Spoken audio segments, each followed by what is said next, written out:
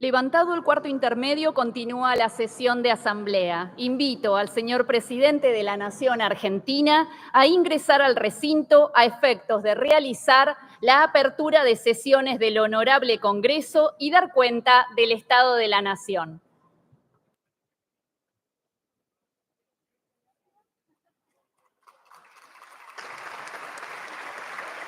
En el marco de la 143ª apertura de sesiones ordinarias, ha ingresado a este recinto el señor presidente de la Nación, doctor Javier Milei.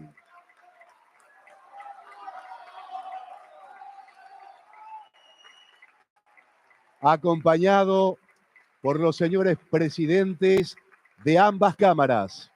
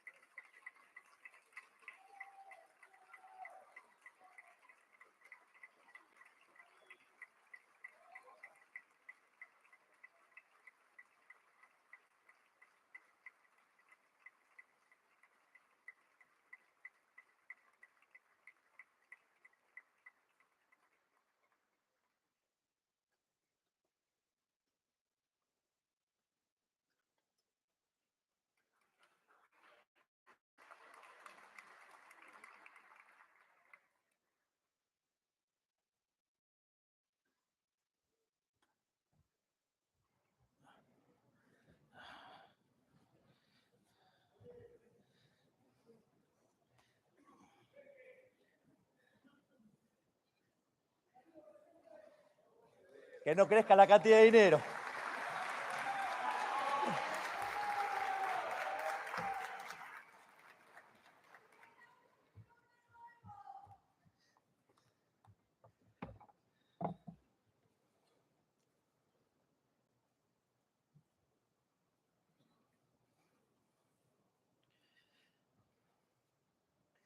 Diputados y senadores del Congreso de la Nación, gobernadores, ministros de la Corte Suprema de Justicia, embajadores, estimados miembros del Gabinete Nacional y a todos los argentinos que nos están escuchando desde sus hogares, buenas noches.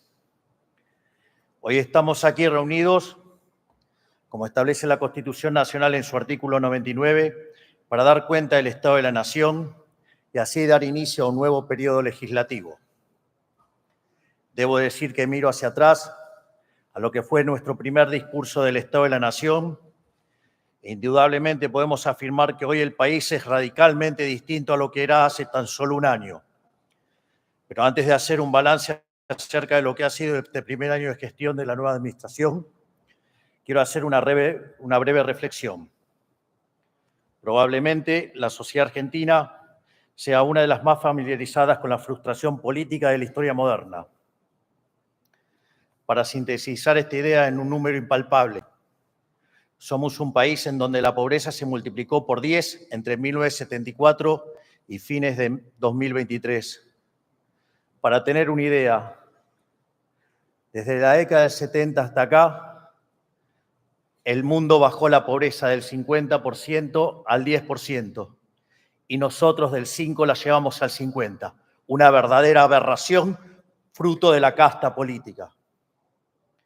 Eso quiere decir que la única experiencia que tuvieron los argentinos a lo largo de la mayoría de sus vidas fue una senda de deterioro de su poder adquisitivo, una larga agonía con pequeños intervalos de crecimiento, rápidamente frustrado por brutos masazos de realidad.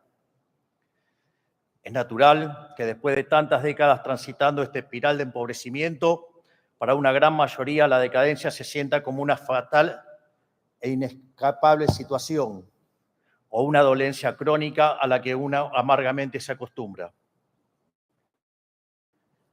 por programas económicos insostenibles y por infinitas promesas incumplidas, cada nueva experiencia política ha traído más frustración que la anterior. Por eso se habla de la ciclotimia política argentina.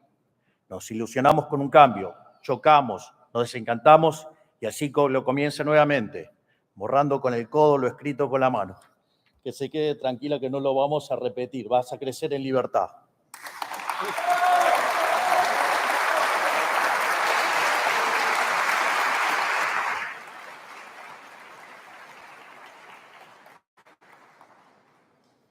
No es casualidad que escuchemos constantemente, no te ilusiones, es en vano, o Argentina siempre va a defraudar. Tampoco es casualidad que las últimas elecciones las haya ganado el primer presidente liberal libertario, un completo outsider del sistema. Es algo que jamás hubiese ocurrido si los políticos tradicionales hubiesen mejorado nuestras vidas. La Argentina, durante 100 años, giró como una calecita en un sendero decreciente, dando vueltas sobre su propio eje, y erosionando en cada vuelta su economía, su credibilidad y la calidad de vida de sus ciudadanos. ¿Y por qué fallaron todos nuestros intentos de salir? La respuesta es simple, porque siempre se partió desde un diagnóstico equivocado. Nadie nunca cuestionó el eje sobre el que giraba la calecita, la mano negra del Estado omnipresente. Todas las falsas dicotomías de nuestra historia, campo o industria, dólar barato o caro, peronismo o antiperonismo, escondieron atrás la misma constante. Y la política siempre defendió al Estado con uñas y dientes, viendo la administración pública como un botín a ser conquistado. Eso es el verdadero modelo de la casta. Entonces, ¿cómo íbamos a tener distintos resultados si en lugar de cambiar la receta, estábamos solamente cambiando el cocinero? Nuestra receta es clara y concisa. Venimos a romper la calecita, quitarle la manija al sortijero y trazar un horizonte de progreso hacia adelante con cambios profundos que atacan la raíz de nuestros males. Para ello, tomamos el toro por las astas, proponiéndonos resolver los problemas de fondo. Por eso nos encomendamos recuperar la racionalidad económica, achicar el Estado, devolverle la libertad a la sociedad, restablecer el imperio de la ley y borrar los privilegios que la política acumuló a lo largo de los años. De esta manera, pasamos de heredar 15 puntos de déficit fiscal consolidado entre el Tesoro y el Banco Central a tener durante nuestro primer año superávit financiero libre de default, algo que no había ocurrido en los últimos 123 años.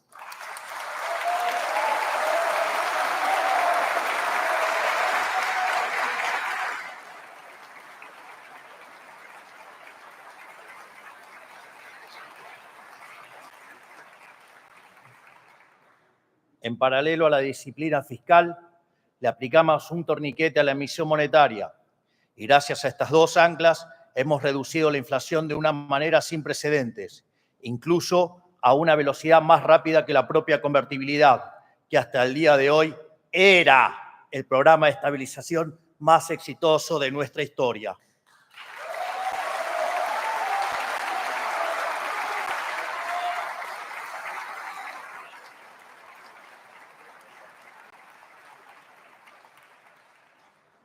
Hoy nosotros podemos hacer alarde, sin lugar a dudas, de que nuestro programa económico es el más exitoso hasta la fecha. Solo para ejemplificar con números, el índice de inflación mayorista cuando asumimos que anualizado daba 17.000%, mientras que el mismo índice anualizado para el último registro fue de 19% anual. Y esto lo logramos sin confiscación tipo Plan Bonex, sin controles de precios, sin fijar el tipo de cambio y con recomposición tarifaria, algo que nunca se hizo en Argentina.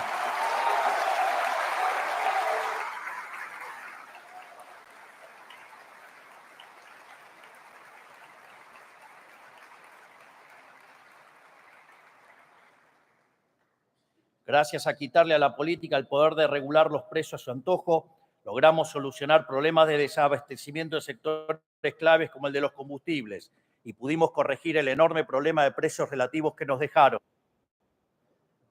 Al asumir, teníamos cerca de 20 tipos de cambio diferentes, con una brecha entre el oficial y el libre que había llegado a niveles del 200%. Hoy la brecha se encuentra en valores inferiores al 15%.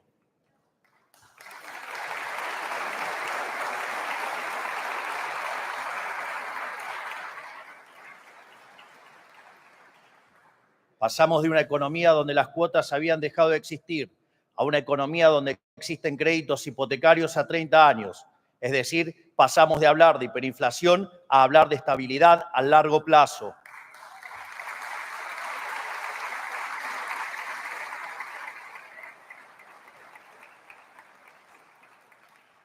En el camino eliminamos y redujimos impuestos y aranceles de distinto tipo. El señoriaje, esto es, la emisión de dinero para financiar el déficit que se traducía en inflación y que le robaba a los argentinos 15 puntos del PBI.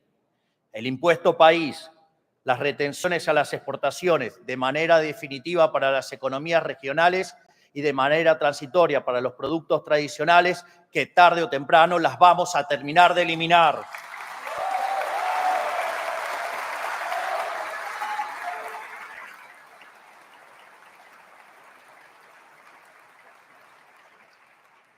También eliminamos el impuesto a las transferencias, actualizamos los montos de ganancia para autónomos, actualizamos los montos del monotributo, redujimos bienes personales y realizamos el blanqueo de capitales más exitoso de la historia, pese a que los agoreros decían que iba a ser un fracaso.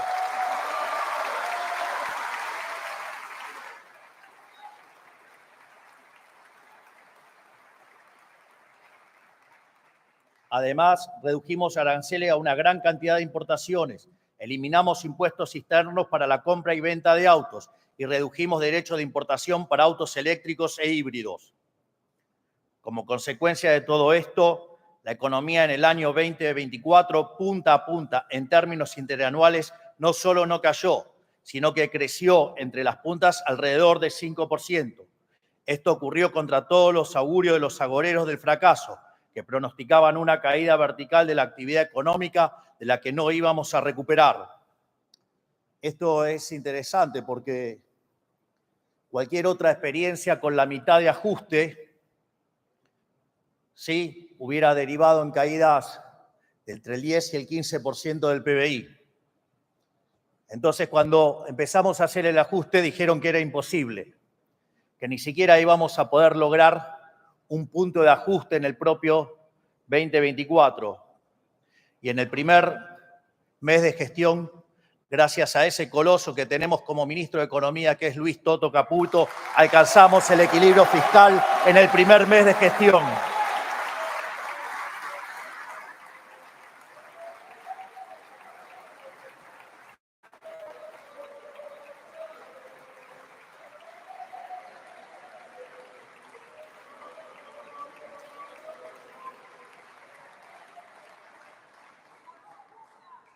Después dijeron que era transitorio, que no lo íbamos a poder sostener. Y cuando con el correr de los meses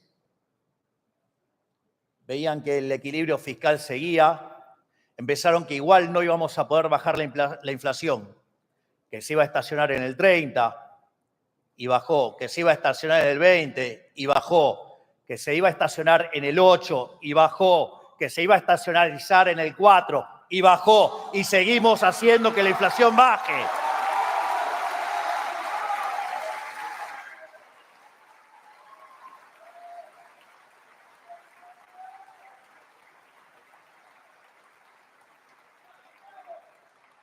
Entonces, cuando ya era evidente que la inflación había entrado en un sendero decreciente, empezaron con las acusaciones del keynesianismo berreta, diciendo que nos íbamos a hundir y que la actividad económica se iba a desmoronar y que iba a explotar la pobreza.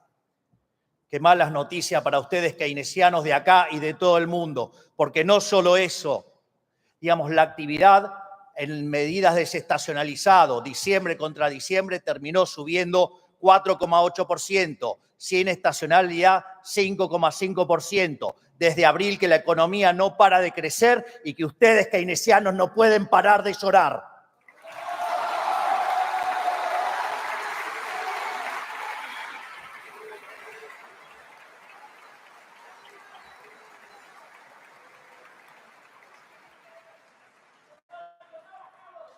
Cuando hablaban de caídas sin final, de la L y de la pipita de Nike suave, fue en B corta, aunque les duela a los del Frente para la Victoria, no sé cómo se llamen ahora, la Unión por la Plata, no sé.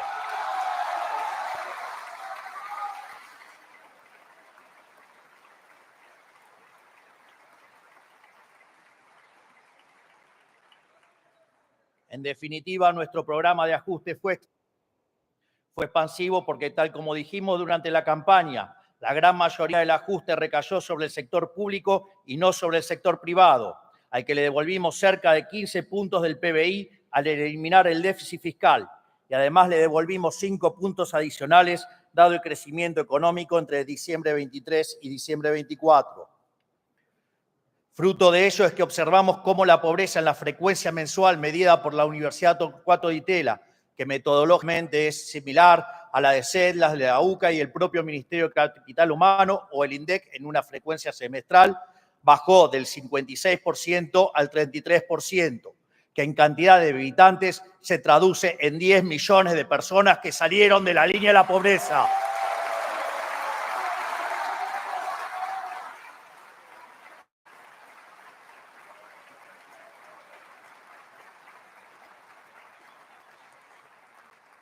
En definitiva, ajustar a la política no solo no es recesivo, es expansivo y elimina la pobreza. ¿Quieren terminar con la pobreza? ¡Terminen con el curro de la política!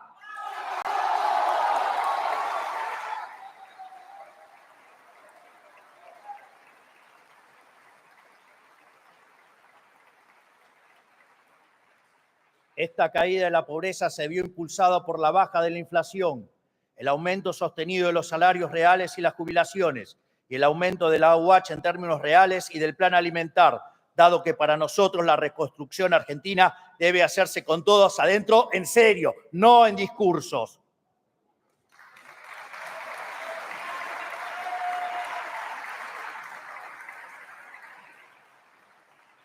Porque aunque necesitar de la asistencia social sea una tragedia, es necesario señalar que los que fueron relegados durante décadas son las víctimas del sistema y no los victimarios.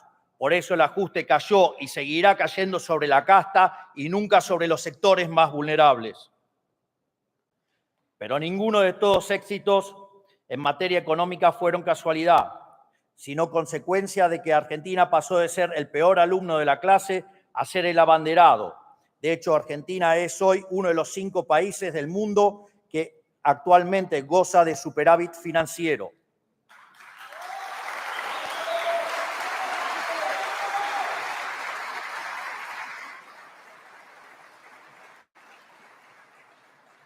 Eso explica también que los vaivenes históricos del prime time televisivo no redunden en cimbronazos económicos para decepción de políticos mezquinos y mandriles.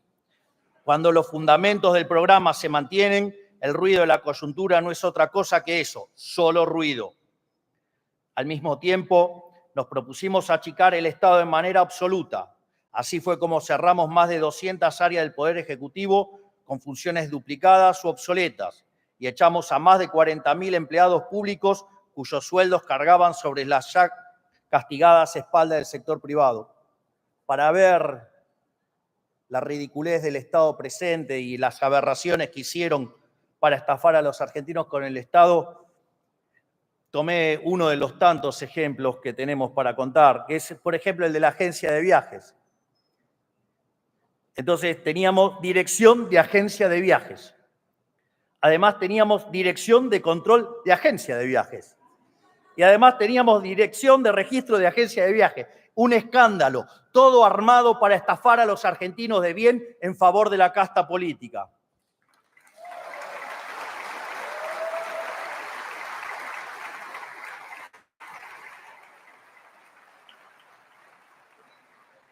También eliminamos decenas de fondos fiduciarios que la política usaba discrecionalmente a su antojo. Eliminamos cajas de militancia como el INCA, el INADI, el Ministerio de la Mujer y TELAM. Y volvimos superioritarias empresas emblemáticas de la militancia deficitaria, como Aerolíneas Argentinas, AISA, Intercambio y ENARSA, entre otras, mientras empezamos a dar los primeros pasos para la privatización de todas las empresas públicas, porque entendemos que el Estado no está para reemplazar al empresario.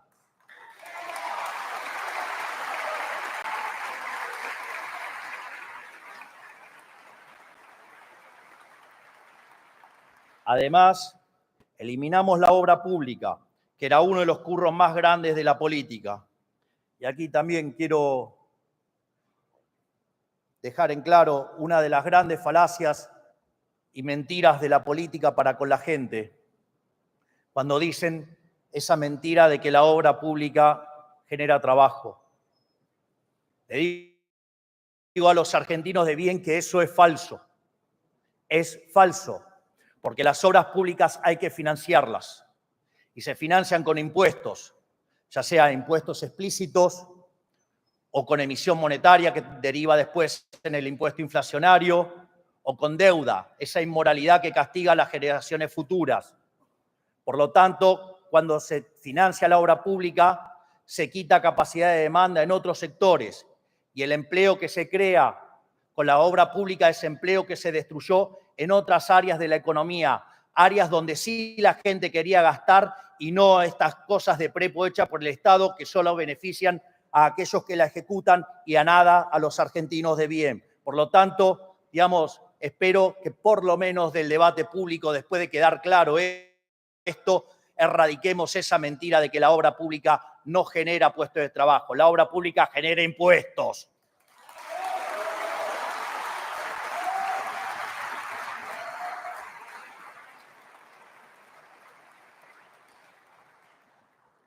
También eliminamos por completo la publicidad oficial, instrumento del que se valía la casta para opinar políticamente y difundir sus mentiras en los medios. Fuimos los únicos en eliminar la pauta oficial. Nosotros no necesitamos sobornar a los medios. Nosotros tenemos logros. No necesitamos periodistas mentirosos pagados por el erario público.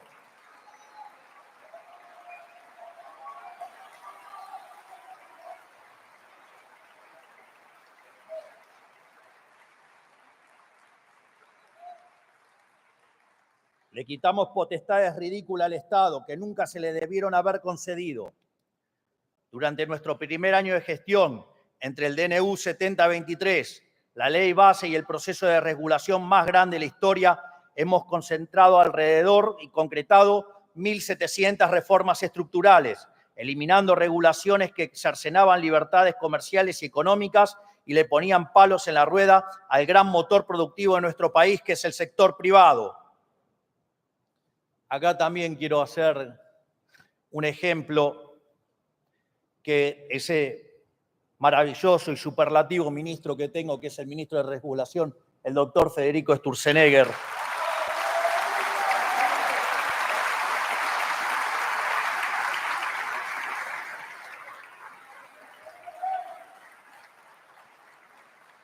es más, dada las costumbres de una parte de la clase política, hemos decidido hacer el ejemplo en términos cuánto pesaba el papel. Entonces, por ejemplo, en el caso de las regulaciones para las frutas, las regulaciones que teníamos pesaban 1.600 gramos. Hoy, con el accionar de Federico Sturzenegger, esas regulaciones han caído a 80 gramos, es decir, cayeron en un 95%.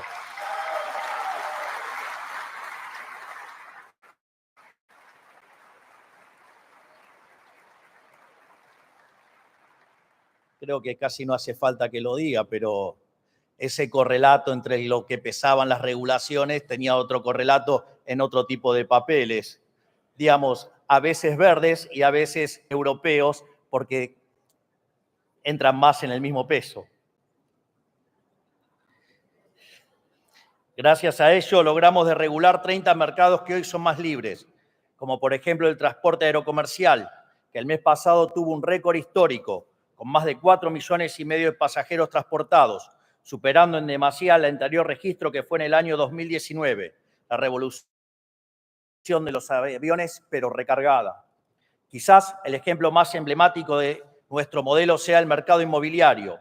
Gracias a que eliminamos la ley infame y difunta ley de alquileres, se multiplicaron exponencialmente los alquileres publicados y el costo del alquiler bajó hasta un 30% en términos reales.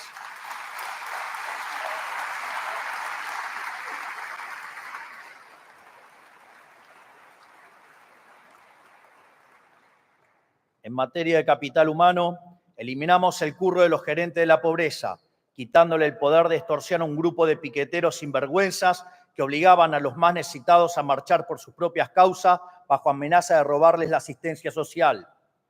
Gracias a esto logramos bajar la cantidad de piquetes en la calle y rutas de más de 8.200 a 0. Sí, escucharon bien, en 2023 tuvimos más de 30 piquetes por día hábil y ahora hace más de 10 meses que no hay un solo piquete en la calle de todo el país.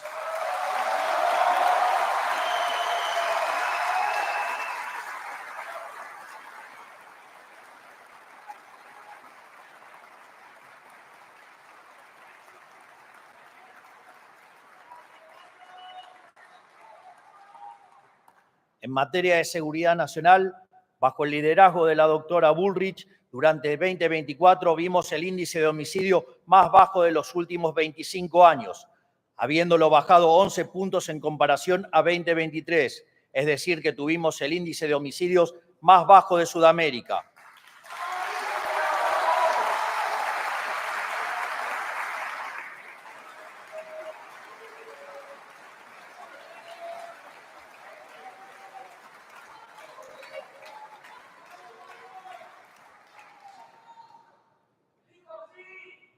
En Rosario, una ciudad que estaba completamente atormentada por el narcotráfico, gracias al Plan Bandera encabezado por la ministra, vimos el índice de criminalidad más bajo desde 2006, con menos de 100 crímenes registrados. En definitiva, gracias, ministra Bullrich, por devolvernos el orden y la paz y la seguridad a los argentinos de bien, para que sea un infierno para los delincuentes.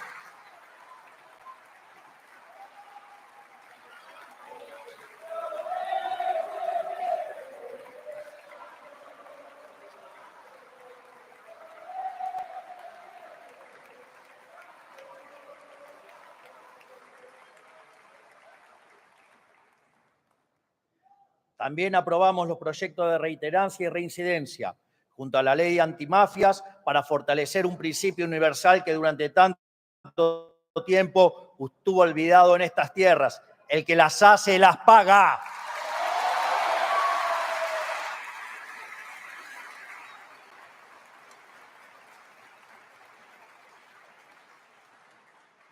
En materia judicial, implementamos el sistema acusatorio en 12 provincias, la mitad del país, que permitió lograr condenar por narcotráfico en tan solo un mes cuando antes tardaban más de 3 años.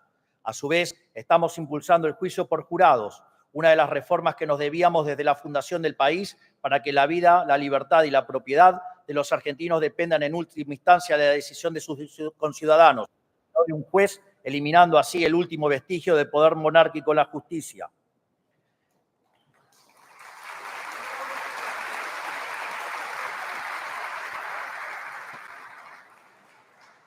En lo que requiere a defensa, estamos reequipando y jerarquizando nuestras Fuerzas Armadas nuevamente después de décadas de olvido y de desprecio hacia ellos. Tan solo esta semana llegó el primero de los 24 F-16 que compró nuestra administración, la adquisición de armamentos más importante de los últimos 40 años.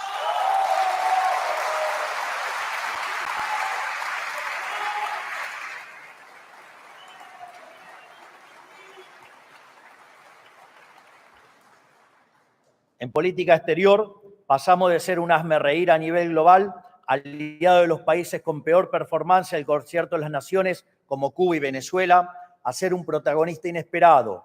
Hoy, producto de nuestra ambiciosa política económica y de nuestras posiciones férreas en política exterior, los ojos del mundo se posan sobre la Argentina después de mucho tiempo, y en algunos casos incluso toman nota del trabajo que hemos hecho para aplicarlo en sus propios países, como está haciendo Elon Musk al frente de la cartera de regulación de los Estados Unidos.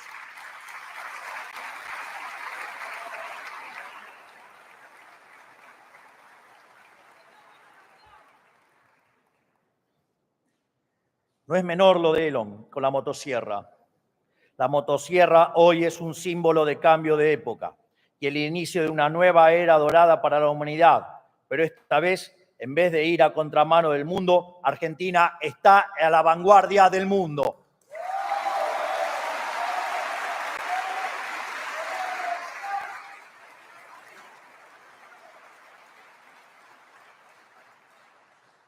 Creo que, haciendo este breve repaso de los miles de cosas que han cambiado en el último año, podemos afirmar de manera inapelable que el Estado de la Nación es hoy mucho más prometedor que el que teníamos hace un año.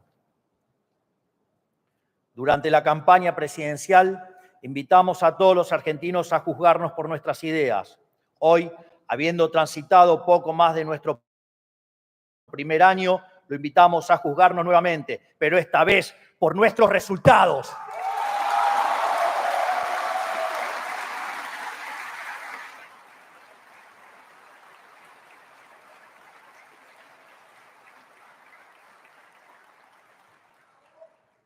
Esto es sumamente importante, porque si la resignación argentina es producto de las promesas incumplidas, su redención dependerá de que cumplamos nuestra palabra, y lo vamos a hacer a rajatabla.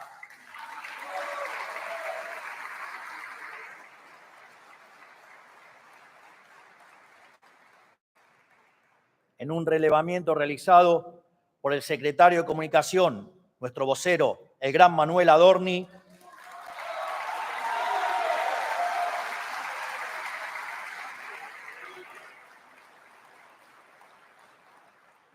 hemos concluido que en nuestro primer año de gestión, es decir, 25% del tiempo de nuestro mandato, ya hemos cumplido o estamos cumpliendo más del 75% de nuestras promesas, algo inédito en la historia argentina.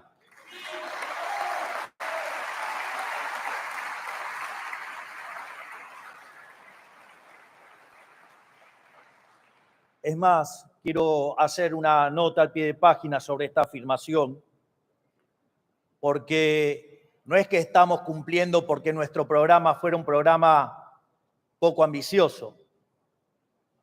Durante toda la campaña tuvimos el acoso y el hostigamiento que decían que todo lo que proponíamos era imposible. Era súper ambicioso. Nadie creía que podíamos lograr lo que estamos logrando. Y en ese sentido, no solo estamos haciendo cosas que prometimos en campaña, sino que además estamos haciendo muchísimas más cosas que las que prometimos en campaña. Y cuando uno hace esta corrección, llevamos cumplido el 97% de las promesas de campaña en solo un año.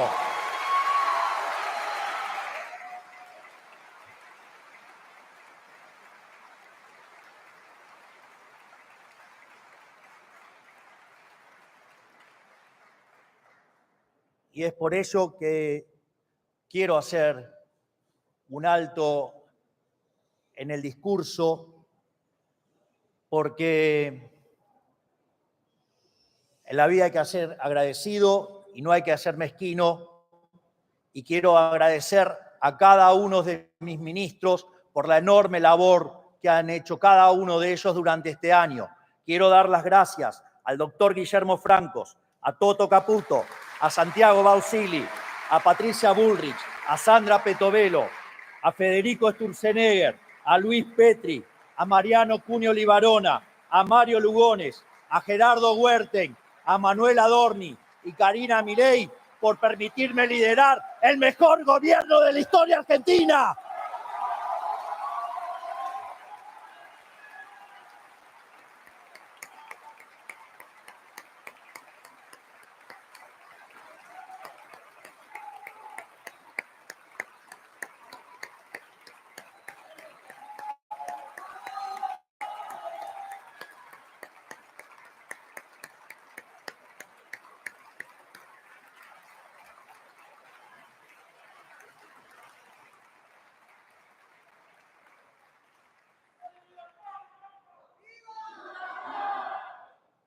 Así, antes de nosotros, gracias al modelo empobrecedor de la casta, la Argentina estaba rendida. Era un pordiosero pidiendo limosna al que nadie quería darle ni 3 centavos. Y cada argentino vivía en la angustia permanente de que el valor de su dinero se le fumara de la mano. Hoy, a todas luces, estamos viviendo una nueva realidad, bien distinta a la que veníamos hace un año. La estabilidad económica que estamos conquistando no significa que hemos llegado a puerto, pero sí que estamos cada día un poco mejor, como ya se viene comprobando con la sostenida recuperación salarial de los últimos 9 meses. Tampoco significa que no vaya a haber volatilidad. La vida no funciona de esa manera, no es un movimiento rectilíneo y uniforme. Siempre hay altos y bajos, momentos de tensión y momentos de tranquilidad. Así ha ocurrido con el proceso de desinflación y así ocurrirá con el proceso de crecimiento. Pero lo que importa no es una foto, sino la tendencia. Y de la misma forma que la inflación tenderá a cero, el PBI per cápita tenderá a crecer de modo sostenido en el tiempo. Aquí quiero mencionar un trabajo de un colega economista, que se llama Juan Pablo Nicolini, que es de la Universidad de Itela y que además trabaja en la Reserva Federal, y en un trabajo que hizo sobre política fiscal y crecimiento económico, demuestra que alcanzar el equilibrio en la línea financiera, como lo hace Argentina, implica que Argentina tiene por delante una tasa de crecimiento sostenido del PBI per cápita del 4,5%.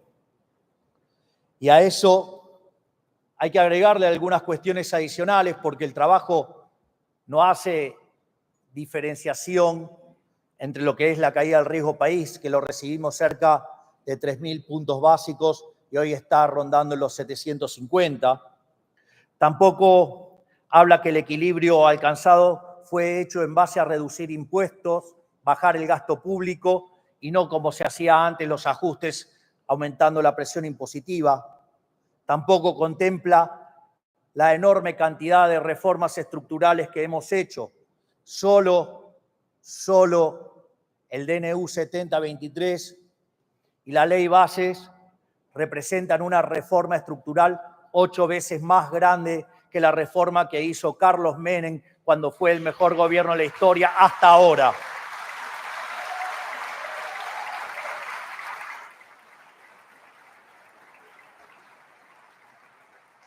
Imagínense si además sumamos las 900 regulaciones que Federico Sturzenegger eliminó en el camino, si sumamos el RIGI y si asumimos también, que estamos terminando con la distorsión que genera la inflación. Pero Roma no se construyó en un día. Y la realidad es que lo que he hecho hasta ahora es apenas una pequeña muestra de lo que el país necesita para curarse de forma definitiva. Para lograr ese objetivo necesitamos tener un modelo sustentable en el tiempo, un ordenamiento jurídico que proteja el fruto del esfuerzo de cada argentino y un modelo institucional acorde al país con ambición de grandeza. Por eso necesitamos seguir llevando a cabo innumerable cantidad de reformas de fondo. El único camino para reconstruir la Argentina es el del reformismo permanente. Al año pasado lo bautizamos el año de la defensa de la vida, la propiedad y la libertad, porque fue el año en el cual le dijimos basta al modelo de la casta política y dimos los primeros pasos en la dirección del modelo de la libertad. Este año será el año de la reconstrucción de la Argentina. Ya sentadas las bases, debemos reconstruir los cimientos de nuestra gran nación, pero nada de todo eso será posible si no avanzamos en atacar los problemas estructurales del país. Nuestros equipos están trabajando en más de una docena de leyes de fondo, es decir, que ponen los cimientos sobre los que debe construirse este nuevo edificio. Estos proyectos atacan desde cuestiones económicas hasta cuestiones administrativas del Estado, financieras, penales, civiles, cuestiones vinculadas a la seguridad nacional, nuestro sistema de inteligencia, cuestiones vinculadas al comercio, a la propiedad privada y una serie de temas estructurales que hacen del diseño institucional de un país que debe pensar en grande. Hoy quiero aprovechar para mencionar algunas sobre las que estamos trabajando. En función de la predisposición de este Congreso, de la dinámica de la campaña electoral que comienza en breve y de la secuencialidad económica necesaria, estas reformas podrán ser abordadas o bien durante este periodo legislativo o las abordaremos a partir del 11 de diciembre de este mismo año.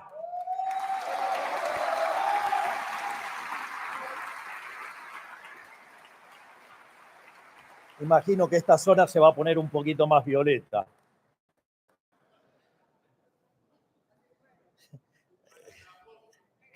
Sí, y decanta.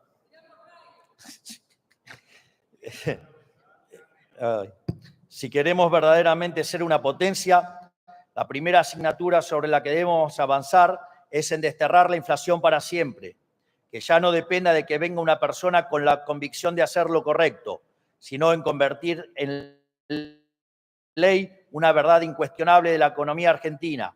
El déficit fiscal es la madre de todos los males de la historia del país. De las 22 crisis que se registraron desde el inicio del siglo XX, 20 tienen origen fiscal, el cual ha oscilado entre alto y extravagantemente alto, lo cual a la postre se ha traducido en endeudamiento con su posterior default, en financiamiento con emisión monetaria, que derivó en inflación e hiperinflación, o aumentos de impuestos que ahogaron el crecimiento mientras cercenaban la libertad económica e individual. En consecuencia, debemos transformar en obligatorio el equilibrio fiscal para cualquier presupuesto estatal, sea nacional o subnacional, pero no alcanza con el equilibrio fiscal. Es necesario acompañarlo con una reducción severa del gasto público para devolverle a la sociedad lo que hoy el Estado le confisca vía impuestos.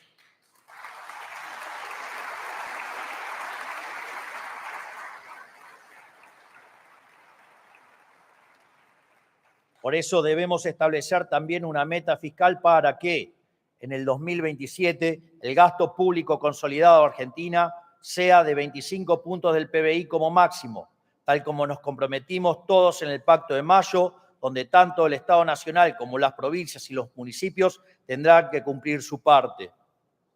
Porque cuanto menor sea el tamaño del Estado, habrá mayor libertad económica, mayor crecimiento económico, mayor ingreso per cápita y, por ende, menos pobres en la Argentina. Es decir, el verdadero trade-off es entre si estamos dispuestos a aceptar más gasto público para tener más pobres. Yo prefiero achicar el Estado y que haya menos pobres en la Argentina.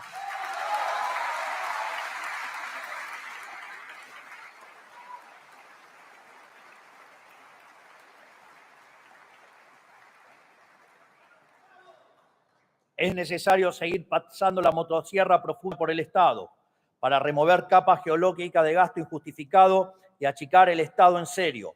La motosierra no es solo un programa de gobierno, es una política de Estado que seguirá durante años y no parará hasta que no encuentre el final del Estado en el largo plazo.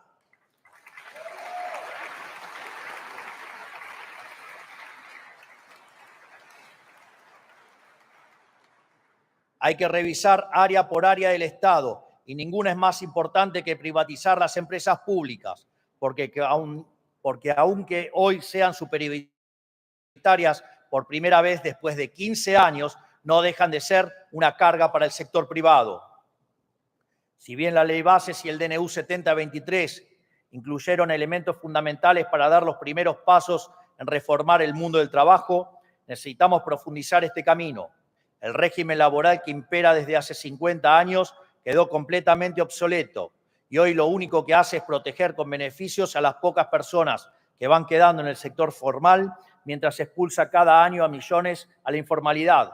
Este es el principal motivo por el que el empleo privado formal no crece desde hace casi 15 años.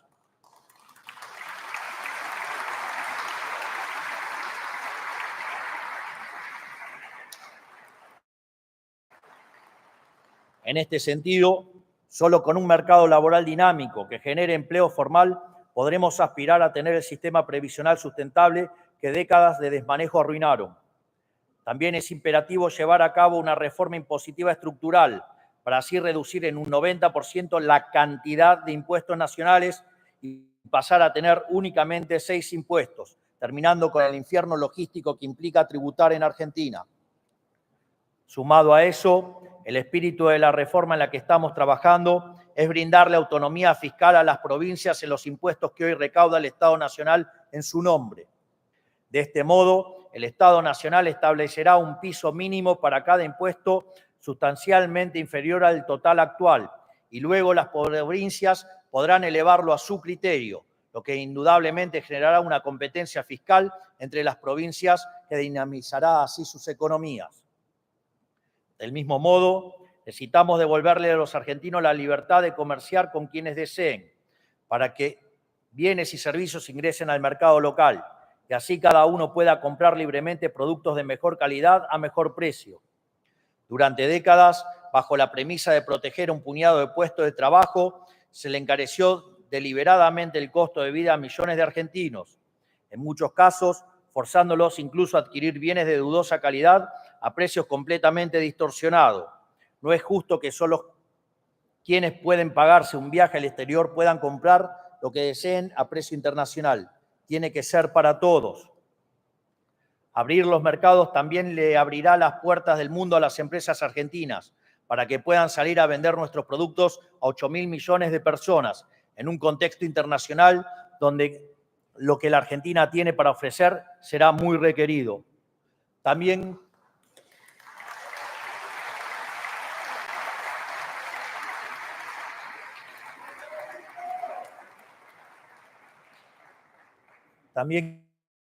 quiero acá terminar con otra falacia con la que nos han estado mintiendo por casi 100 años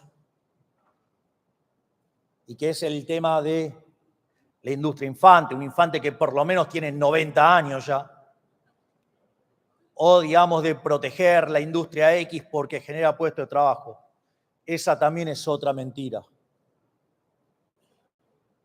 Porque si en el proceso de apertura de la economía ingresa un producto de mejor calidad a un mejor precio y quiebra una empresa, también es cierto que los consumidores ahora tienen más dinero en su bolsillo y los pueden gastar en otros sectores de la economía. Por lo tanto, digamos, se reasignará el empleo y irá a sectores donde es más productivo y donde hay mayores salarios y por ende hay mayor bienestar para todos. Por lo tanto, basta de la mentira proteccionista, que en el fondo no es ni más ni menos que un curro entre los políticos y los empresarios prebendarios.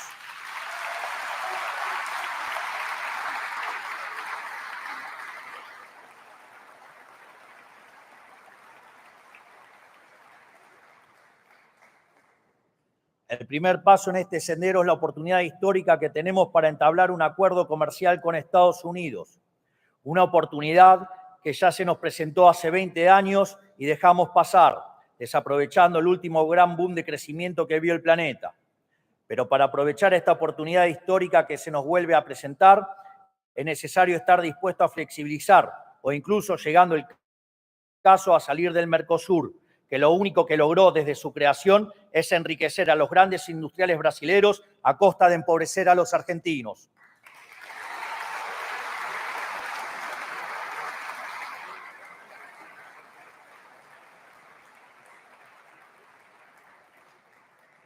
Pero hace falta ir aún más profundo, restableciendo la inviolabilidad de la propiedad privada, para lo cual hace falta descender al subsuelo de las leyes, los códigos civil y comercial y procesal civil y comercial.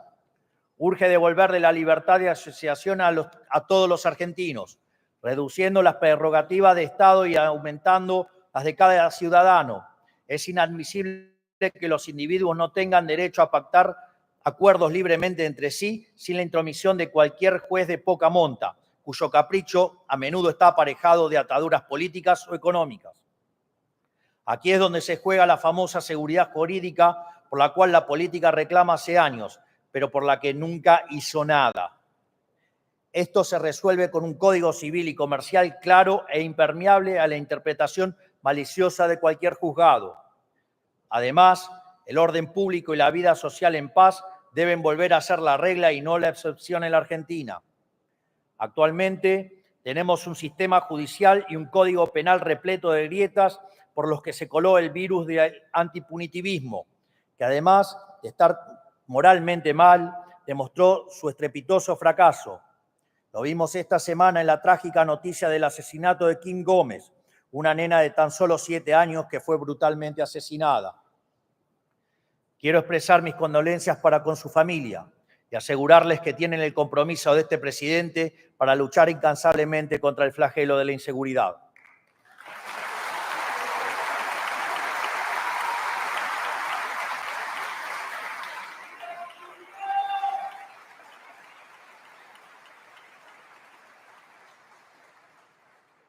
Además, aprovecho para decirle al gobernador Kicillof que mientras siga sosteniendo que los delincuentes, los asesinos y los violadores son víctimas del sistema, en línea con el wokismo jurídico de Zaffaroni, no solo no tenemos nada para conversar, sino que además quiero decirle que jamás resolverá el gravísimo problema de inseguridad de la provincia, ya que ser tolerante con los delincuentes es castigar a las personas de bien.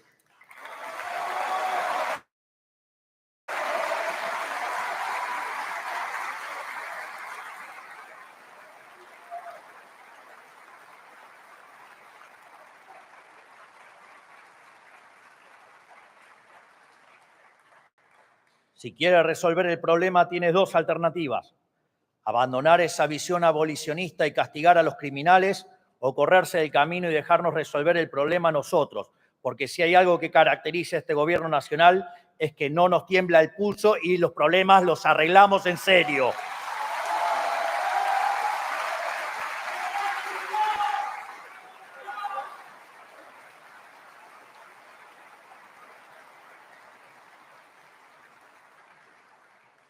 Durante demasiado tiempo la política le dijo a los argentinos que no iba a castigar el delito, que los delincuentes eran víctimas de un sistema injusto y que por lo tanto no eran responsables de sus acciones.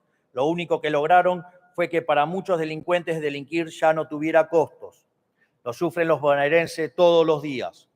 Pues bien, con los proyectos de reiterancia y reincidencia del gobierno aprobado por este Congreso, terminaremos finalmente con la puerta giratoria en la Argentina.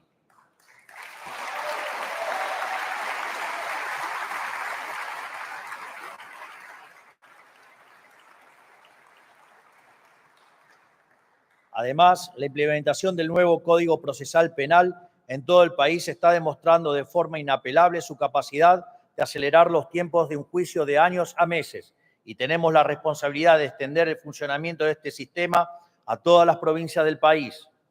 Pero la eficacia del proceso penal es solo una arista de la cuestión. Necesitamos elevar los costos para quienes delinquen. Por eso necesitamos aprobar la ley de baja de la edad de imputabilidad, para que quienes son lo suficientemente conscientes para cometer crímenes de adultos paguen las consecuencias de sus actos como adultos.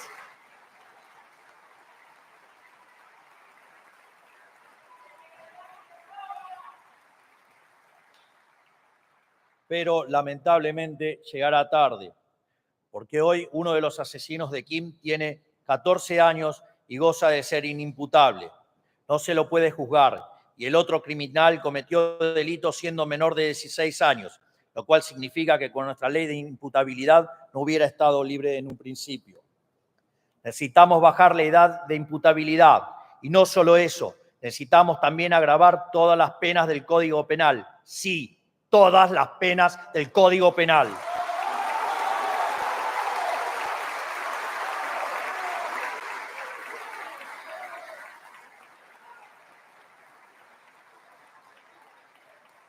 Emprendiendo así la reforma del Código Penal más importante de los últimos 100 años, algo que tiene que ocurrir en carácter de urgente. Pero el problema no se limita al crimen ordinario. El narcotráfico y el terrorismo representan un peligro claro y presente para los argentinos. Desde las ciudades tomadas por el narco hasta la tragedia de la familia Vivas, todos los días nos recuerdan que los argentinos necesitamos instrumentos para luchar contra quienes quieren atentar contra nuestras vidas. No tendremos piedad con el crimen organizado ni con el terrorismo. Para ello, la flamante ley antimafia nos permitirá meternos sin la intermediación de gobiernos locales en las madrigueras del narcotráfico. Además, estamos trabajando en una ley de seguridad nacional que le provea herramientas al Estado Nacional, a nuestro servicio de inteligencia y a nuestras fuerzas para perseguir a quienes quieren atentar contra la vida de los argentinos.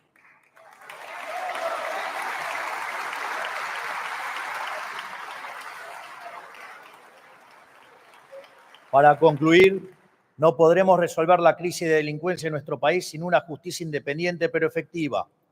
Y la justicia no va a funcionar correctamente hasta que la política se decida a dejar de politizar los nombramientos de los jueces, fiscales y defensores públicos.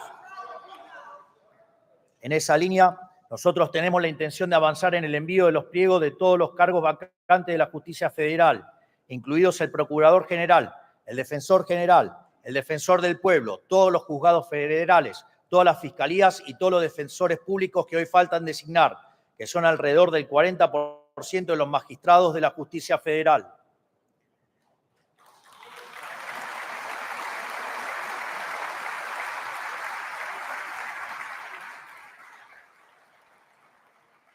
Esto tiene que ser obvio para todos. Es imposible que la justicia cumpla su deber si funciona al 60% de su capacidad.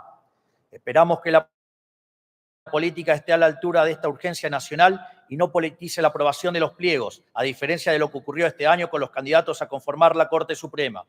Si queremos ser un país serio, también debemos llevar a cabo una profunda reforma migratoria.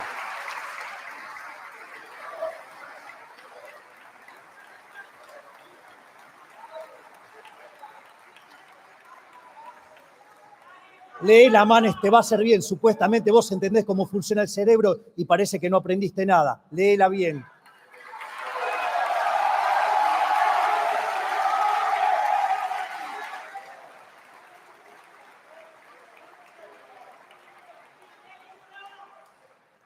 Quizás tu versión es con inteligencia artificial y cambia de libertaria a kirchnerista como hiciste vos, Manes.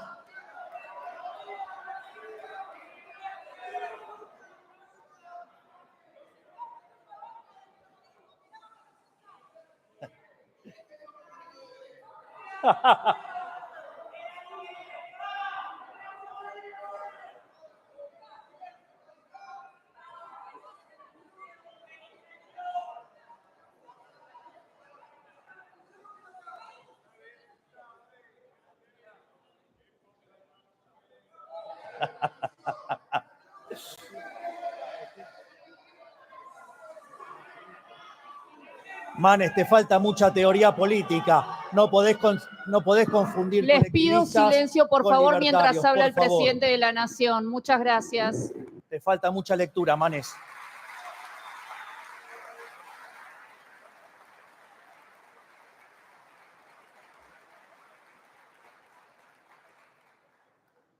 Nuestra nación ha sido generosa con los inmigrantes, pero otra cosa distinta es ser tomado de tontos por nuestros vecinos o ser un centro de beneficiario pagado por el bolsillo de los argentinos. Queremos que aquellos extranjeros que estén de forma transitoria o temporaria en nuestro país tengan que pagar los servicios que utilizan.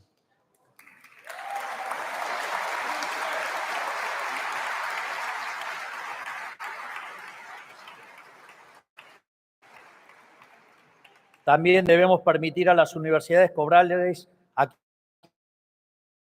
quienes no son residentes permanentes, así como es necesario endurecer severamente las condiciones de deportación para los extranjeros que delinquen.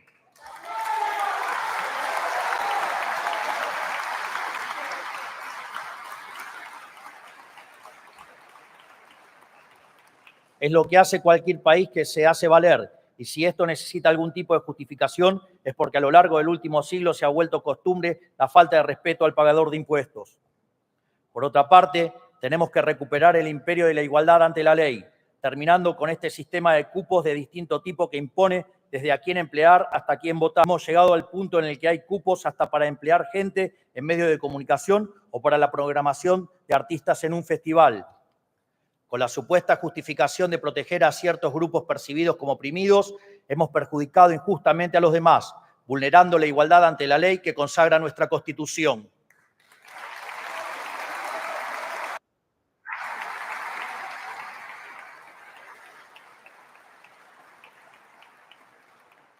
Tenemos que recuperar una verdad básica de la democracia liberal, que es el límite de los derechos de uno son los derechos del prójimo. Estos son unos pocos de los tantos proyectos de reforma de fondo en los que estamos trabajando y en los que avanzaremos en la medida que la dinámica política y la secuencialidad económica lo requieran. Finalmente, pero no por eso menos importantes, para hacer realidad estos proyectos y los cambios que el pueblo argentino demanda, estamos avanzando en un acuerdo con el Fondo Monetario Internacional para poder terminar de sanear el balance del Banco Central y salir del cepo cambiario definitivamente durante este año.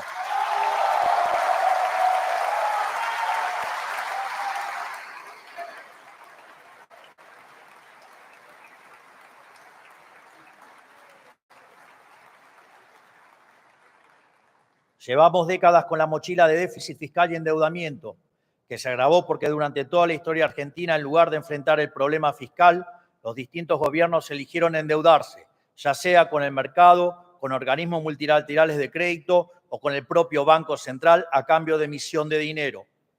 Por eso, hoy, gracias a la solvencia de nuestro programa económico, estamos en condiciones de emprender este nuevo acuerdo sin aumentar nuestra deuda bruta. Para que se entienda la dimensión del problema monetario que arrastramos desde el inicio de nuestra gestión y para que se entienda también que estamos buscando con este nuevo acuerdo, es importante describir brevemente el problema. El Banco Central, como todo agente de la economía, tiene un balance patrimonial, cuya identidad contable señala que el patrimonio neto del mismo viene dado por la diferencia entre sus activos y pasivos. En cuanto a los activos del Banco Central, los mismos se componen de reservas internacionales y títulos públicos emitidos por el Gobierno Nacional. En cuanto al pasivo, en el mismo se encuentra la base monetaria, esto es, el dinero emitido que está en manos de los ciudadanos y los bancos en formato de encaje, y la deuda remunerado, lo que antes se llamaba LEVAX, luego LELIX, después PASES. En este sentido, cuando suben los pasivos del Banco Central, ya sea por emisión de pesos contra títulos públicos que no tienen mercado, es decir, emisión espuria, o por el devengamiento de intereses de los PASES, el patrimonio del Banco Central se deteriora. De este modo, en la medida que el patrimonio neto se hace cada vez más negativo, se necesita mayor nivel de precios para licuar las deudas del Banco Central, tal que se ajuste al tamaño real de los activos del mismo. En este sentido, en la medida que el Tesoro se financia colocando títulos sin valor en el Banco Central, el nivel de precios de largo plazo es más alto y con ello mayor la tasa de inflación en el presente. Desde esta perspectiva, entonces, es muy simple explicar por qué desde la salida de la convertibilidad el precio del dólar se multiplicó por 1.200 veces. En primer lugar, por la estafa descomunal de la especificación asimétrica, lo cual implicó que la política se robó 14.000 millones de dólares que respaldaban la base en el 2001 y que a dinero de hoy, ajustado por la inflación americana, son 30.000 millones de dólares. Es decir, con la especificación asimétrica, ese chiste, digamos, tan impulsado alegremente y bancado por Clarín, que después, bueno, tuvo su ley, digamos, de medios para que no quiebre, digamos, ahí le robaron a los argentinos 30.000 millones de dólares.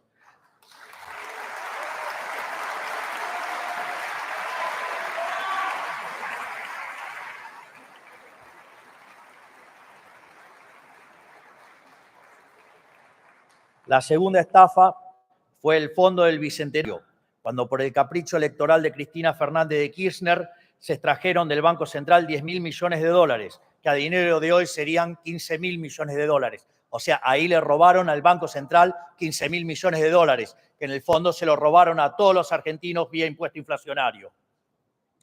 Sin embargo, el saqueo de los políticos por medio del Banco Central no se acaba con esas dos estafas monumentales, sino que a eso hay que sumar los 25.000 millones de dólares futuros en el 2015 y los 40.000 millones de las IRAs en el 2023. Esto significa que en los últimos 25 años la política vía el Banco Central le robó a los argentinos 110.000 millones de dólares. Vengan ahora a hablar de estafa piramidal, dale.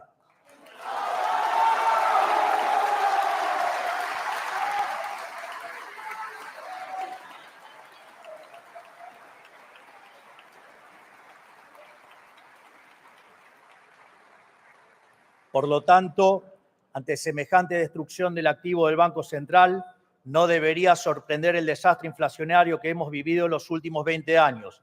Y dado que el dólar es un precio más de la economía, es casi natural que se haya multiplicado por 1.200 veces, como dije antes.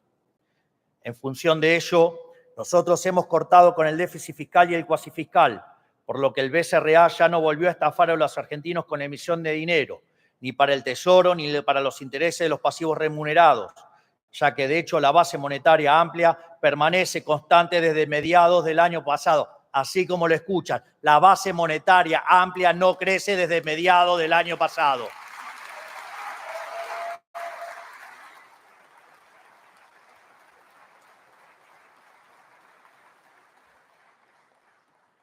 Tampoco se buscó la solución mediante la toma de deuda en el mercado, ya que la deuda consolidada de la nación bajó en 30.000 millones de dólares.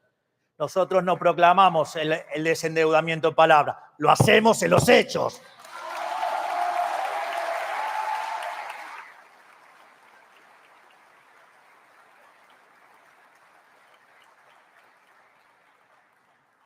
Por lo tanto, el presente acuerdo con el FMI lo que busca es restaurar el activo del Banco Central y con ello su patrimonio, para que de este modo la inflación sea solo un mal recuerdo del pasado. Así, el dinero que ingrese del FMI, el Tesoro lo utilizará para cancelar parte de su deuda con el Banco Central. Al mismo tiempo, se podría objetar que si bien la deuda bruta permanece constante, hay un cambio en el acreedor. Sin embargo, este argumento implicaría aceptar que la política está dispuesta a seguir estafando a los argentinos con la inflación.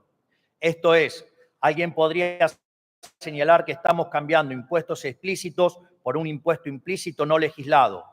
Sin embargo, lo interesante aquí es que nosotros vamos a honrar nuestros compromisos y los fondos para enfrentar esta deuda surgirán de un mayor ajuste fiscal vía reducción del gasto público, de modo tal que la operación resultante en una transferencia de riqueza desde el Estado a todos los argentinos de bien, y en especial a los segmentos más vulnerables de la población. Estos son los más castigados por el impuesto inflacionario.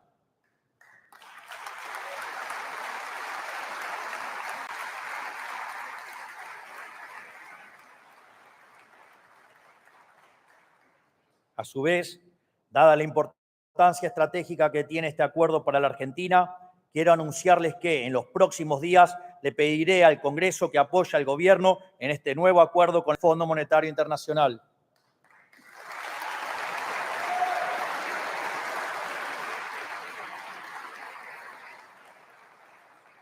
Este nuevo acuerdo nos brindará las herramientas para allanar el camino hacia un esquema cambiario más libre y eficiente para todos nuestros ciudadanos y para poder atraer mayores inversiones que se traduzcan en menor inflación, mayor crecimiento y nivel de empleo, con consecuencias mejores salarios que implican menor cantidad de pobres e indigentes. Quiero ser claro con una cosa. Nosotros vamos a resolver el problema que todos los gobiernos anteriores causaron con el déficit fiscal y su financiamiento. En consecuencia, esperamos que este Congreso adopte la misma postura que tuvieron con todos los demás, que es acompañar desde sus bancas, apoyando al Gobierno en este nuevo acuerdo. En definitiva, como verán, si bien hemos colocado los cimientos del cambio, aún tenemos que poner ladrillo sobre ladrillo para reconstruir este edificio abatido que es nuestra nación. Y dado los vientos de cambio que soplan, estamos ante una oportunidad histórica. Muchos la han calificado tal vez como nuestra última oportunidad. Como expuse aquí mismo hace exactamente un año cuando los invité a firmar el Pacto de Mayo, mi preferencia sería que abordemos esta oportunidad histórica de reconstrucción en unidad, con todos los sectores de la política y la sociedad empujando en la misma dirección. Todavía sueño con que este cambio de rumbo puede ser la oportunidad para comenzar un ciclo de unidad nacional que nos exceda como generación, como ocurrió, digamos, en la primer parte del siglo XIX, y que dentro de 100 años, cuando escriban de esta época, puedan referirse a nosotros como la generación del 20 que cambió a la Argentina.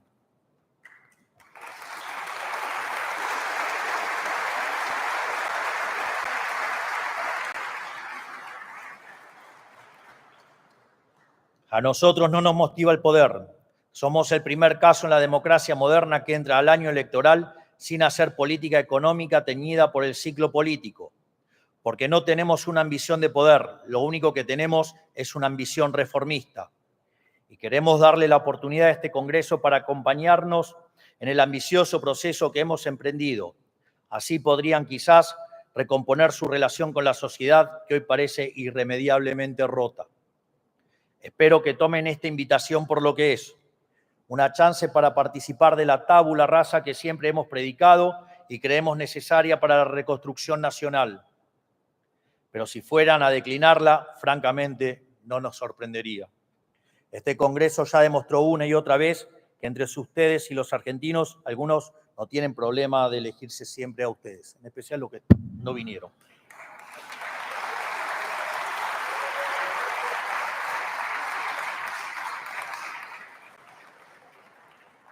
Esto es, algunos han hecho del Congreso un instrumento para defender las conquistas del Estado sobre el individuo, en vez de un instrumento para realizar los cambios profundos que el país necesita. Y ni que hablar de aquel sector de la política que está tan rancio al cambio y enemistado con la razón, que ni siquiera se digna bajar al recinto para escuchar una apertura de sesiones legislativas.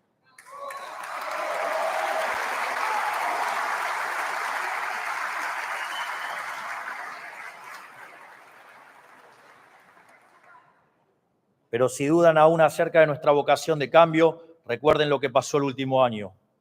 Para todos y cada una de las reformas puestas en práctica nos dijeron que era imposible, pero pronto aprendieron a regañadientes que lo que nosotros nos proponemos lo cumplimos, no importa cuán empinado sea el camino y cuántos obstáculos haya en el medio, porque para nosotros la política es el desafío de hacer posible lo que los políticos siempre dijeron que era imposible. Repito, para nosotros la política es el desafío de hacer posible lo que los políticos siempre dijeron que era imposible. Si no, miren lo que hicimos con el equilibrio fiscal.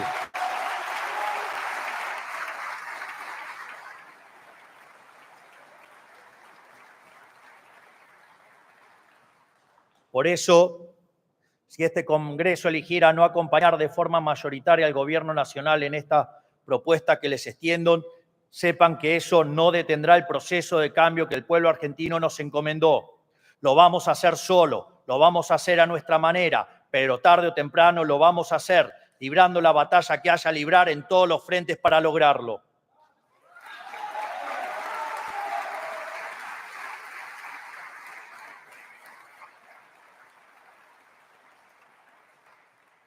Pelearemos en el Congreso de la Nación, pelearemos en las provincias y en los municipios, en la legislatura y consejos deliberantes.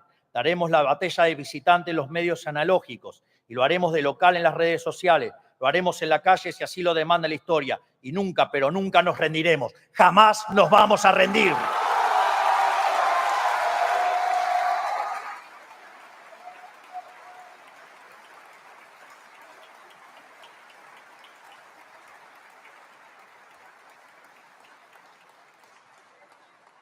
Y aunque les cueste entenderlo y se resistan, vamos a hacer a la Argentina grande nuevamente.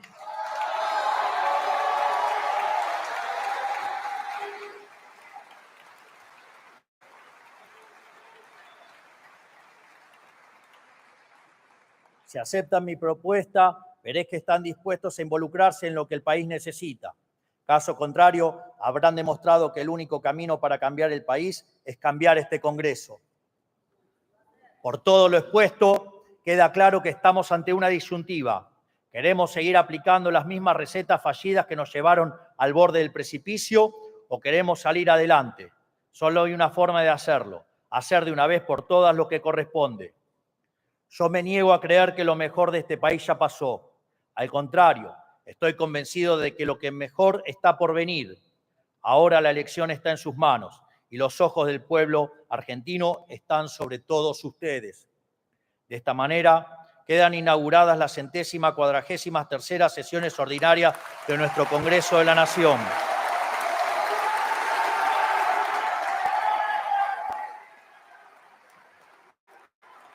Señoras. Finalmente,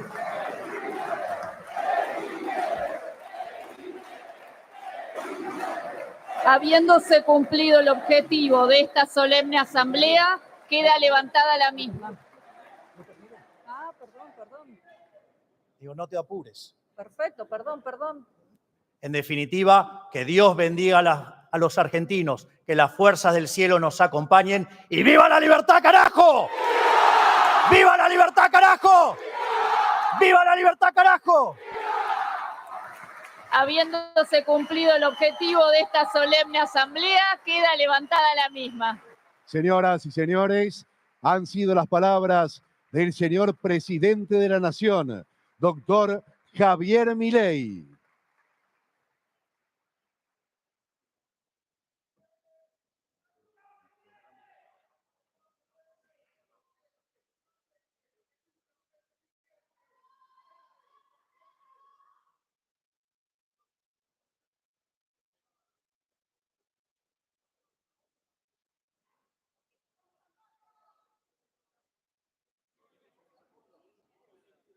En cumplimiento de la Ley 26.522 de Servicios de Comunicación Audiovisual, hasta aquí han transmitido LRA Radio Nacional, LS82 TV Canal 7, la televisión pública,